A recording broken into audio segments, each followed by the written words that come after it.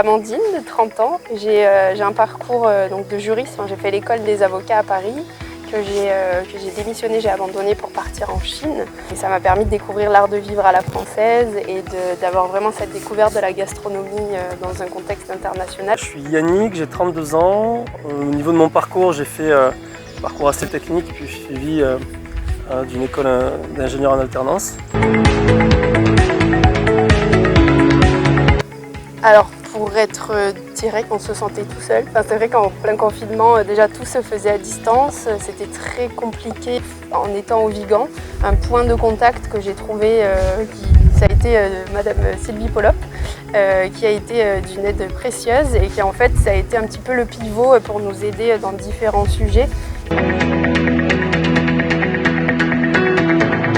Pour trouver des partenaires en gastronomie dans la région, faire des partenariats, essayer d'intervenir quand on a une question même en comptabilité, qu'on n'arrive pas toujours à avoir l'information parce que quand on est tout petit, on n'a pas tous les services compétents dans notre société où on ne peut pas se payer tous les prestataires. C'est vrai que la CCI intervient dans différents sujets parce que je pense que tous les pôles d'activité y sont représentés. Le contexte actuel, quoi.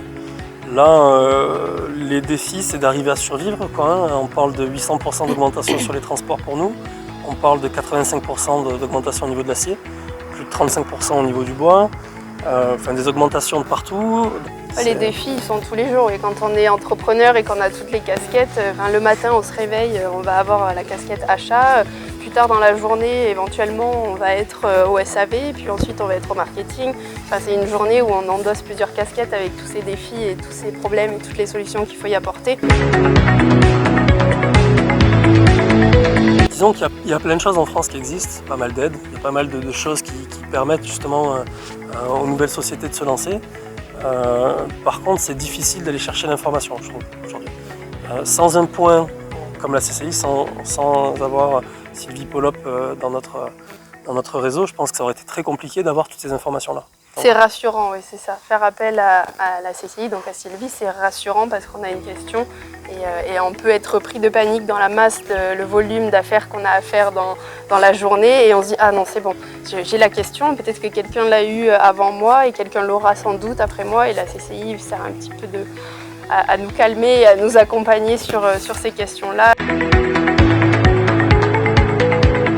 Moi, ce que je donnerais par rapport à mon expérience, par rapport à qui je suis et ce que je fais, c'est qu'à un moment donné, on peut avoir plein d'idées, on peut avoir plein de choses, et il faut y aller. Il faut juste y aller jusqu'à même se prendre un mur. Il y a des fois, on peut se poser une question et on a plusieurs solutions, sans trop savoir où on va, il faut en choisir une, celle qui nous semble être la plus cohérente spontanément, et y aller.